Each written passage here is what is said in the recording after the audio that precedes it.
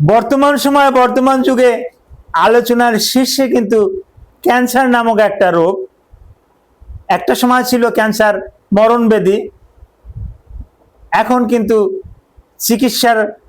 চিকিৎসার ফলে ক্যান্সারটা কিন্তু নিরাময় করা কিন্তু সম্ভব। ক্যান্সারটা ইংরেজি শব্দ, বাংলা নাম কর্কট রোগ।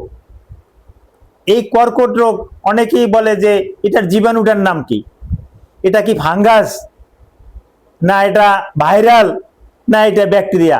আপনারা শুনলে আশ্চর্য হবেন, এই ক্যান্সার রোগের একক কোনো জীবাণু নাই, অর্থাৎ কোনো জীবাণু দিয়ে ক্যান্সার হয় না।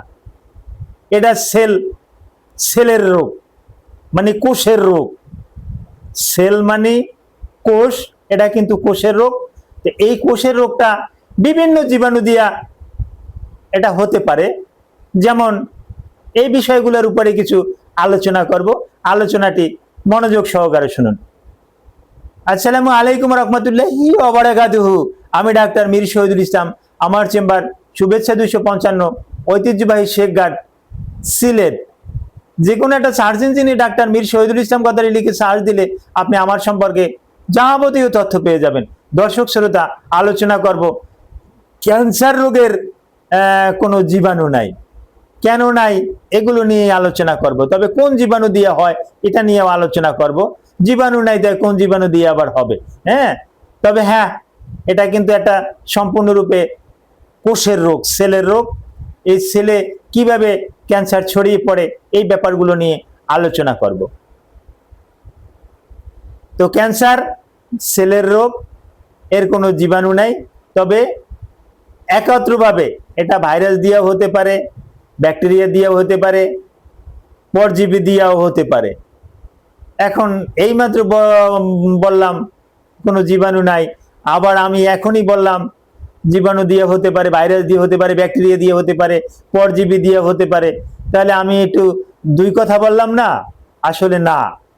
এটা যেমন কারো যৌনাঙ্গে ভেজাই নেয়, যদি পেপিউলোমা ভাইরাস থাকে, এই পেপিউলোমা ভাইরাসটা কিন্তু আস্তে আস্তে করে ক্যান্সারের রূপ নিবে।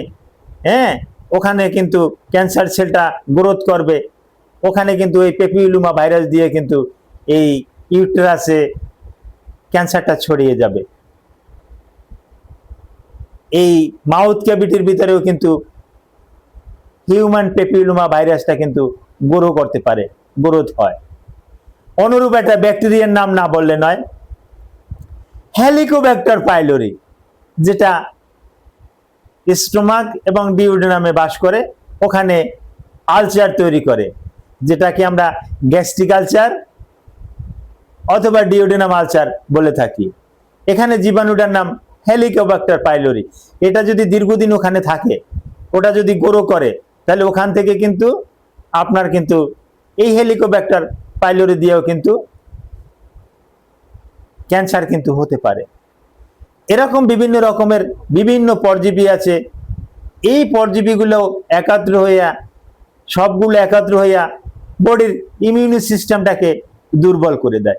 ইমিউনি সিস্টেমটাকে যখন দুর্বল করে দেয়, তখন কিন্তু ক্যান্সার হয়।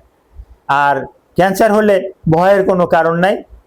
যত দ্রুত সম্ভব একজন অনকোলজিস্টের কাছে যাবেন, উনি কিন্তু আপনাকে পরীক্ষা নিরীক্ষার মাধ্যমে ক্যান্সার হয়েছে কিনা এটা ডায়াগনোসিসের মাধ্যমে আপনাকে কিন্তু ভালো একটা চিকিৎসা দিতে কিন্তু সক্ষম। Thank you all.